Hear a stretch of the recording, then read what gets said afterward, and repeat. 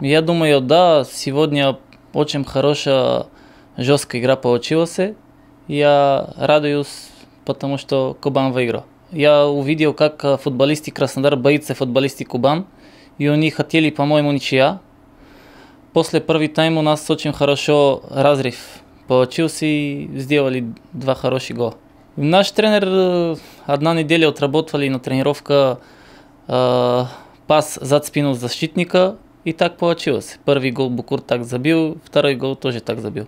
Когда на поле никогда не чувствуешь, просто играешь, и у нас ситуация она у тебя подсказывает, будет гол или не будет гол. Раньше у Кубан чуть-чуть усталость была, физическая и чуть-чуть психологическая. Сейчас, я думаю, Кубан поднимала голову вверх, и сейчас все будет хорошо.